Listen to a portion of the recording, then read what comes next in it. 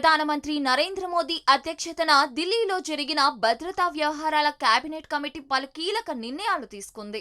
పాక్ పౌరులు, పర్యాటకులు ఎవరైనా ఇండియాలో ఉంటే వారం రోజుల్లో వారి దేశానికి వెళ్లాలని అటారీ ఇంటిగ్రేటెడ్ చెక్పోస్ట్ను వెంటనే నిలిపివేస్తున్నట్లుగా కేంద్రం తెలిపింది. పాక్ పౌరులను ఇండియాలోకి అనుమతించేది లేదని స్పష్టం చేసింది. అంతేకాకుండా ఇండస్ వాటర్ ఒప్పందాన్ని నిలిపివేస్తున్నట్లు తెలిపింది. SAARC వీసా మినహాయింపు పథకం HVES వీసాల కింద పాకిస్తానీ పౌరులు భారత్లో ప్రయాణించడానికి అనుమతించబడరు. ప్రస్తుతం భారత్లో ఉన్న వారు కూడా 48 గంటల్లో తమ దేశానికి వెళ్లిపోవాలి అంటూ ప్రభుత్వం ఆదేశించింది. అలాగే సింధు జలాల ఒప్పందాన్ని రద్దు చేసింది. గతంలోనే ప్రధాని మోదీ రక్తం, నీరు కలిపి ఒకచోట ప్రవహించలేవు అని అన్నారు. కానీ ఇప్పటి వరకు పాక్ను ఇబ్బంది పెట్టకూడదనే ఆలోచనతో సింధు జలాల జోలికి వెళ్లలేదు.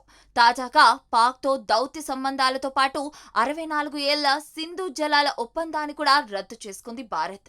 ఈ 5 నిర్ణయాలు పాకిస్తాన్పై తీవ్ర ప్రభావం చూపనున్నాయి. నీళ్ల నుంచి వ్యాపారం వరకు పాకిస్తాన్కు చుక్కలు చూపించనుంది భారత్.